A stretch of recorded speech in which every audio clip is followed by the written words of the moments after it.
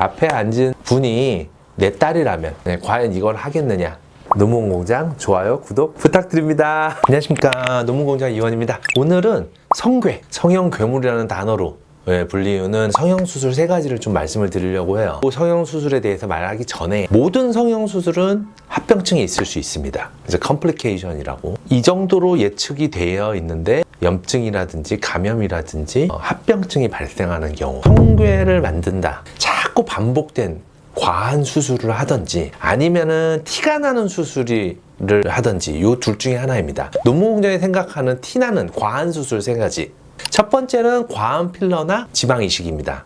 이 논문은 제 친구 팅송이 쓴 논문인데요. Facial Overfilled Syndrome이라고 나이가 들어서 노화 현상이 지속되면 옛날에도 말씀드렸듯이 지방이 빠지게 되고 요거를 채워주는 거는 어느 정도 채워주는 건 아주 동안으로 갈 수 있는 비결이죠. 하지만 이게 과하게 되면 인위적으로 보일 수밖에 없다라는 얘기입니다.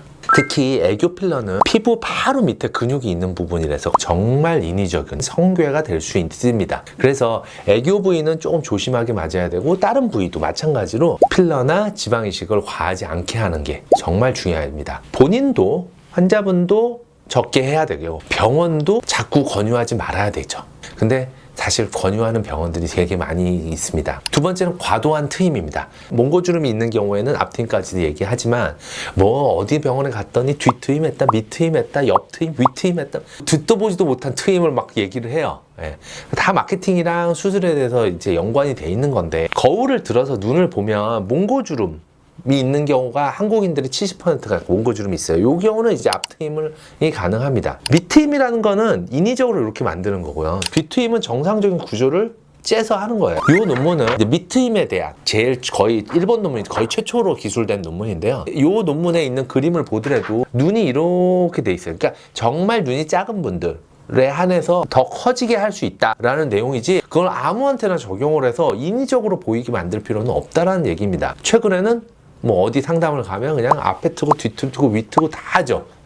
조금 그런 수술은 좀 자제해야 되지 않나라고 생각을 하고 있습니다. 세 번째로는 코 수술. 그 옛날에는 이제 코끝이 이제 뭐 지나치게 높거나 실리콘 보형물이 티나는 코 수술이 있었어요. 요즘은 이제 실리콘 보형물도 이제 소프트 실리콘으로 많이 바뀌고 자연스러운 코가 트렌드가 되니까 예전보다는 조금 덜 티가 나는 것 같습니다. 제가 말씀드린 3가지 다시 한번 말씀드리면 과한 필러나 과한 지방 이식, 트임, 과도한 트임, 그 다음에 과도한 코 수술. 과도한이 다 들어가 있죠. 과도한.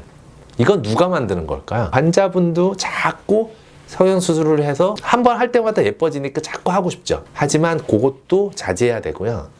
의사는 더더욱이 자제를 시켜야 되는데 의사도 병원 운영을 해야 되니까 자꾸 권유를 하죠. 자, 이 논문은 신체 이형 장애라는 진단에 대한 논문입니다. 외형에 결점이 있는데 수술을 하는 건 좋죠. 근데 아무 결점이 없는데 외모에 심각한 결점이 있다라고 생각을 해서 자꾸 그걸 갖다가 생각을 하는 질병입니다. 성형수술에 중독이 돼서 계속 수술을 하지만 만족을 못하는 거죠. 우울증, 사회적 고립 등이 나타날 수 있습니다. 제일 중요한 건 사실 성형외과 의사들의 윤리의식이라고 봅니다. 앞에 앉은 분이 내 딸이라면 과연 이걸 하겠느냐.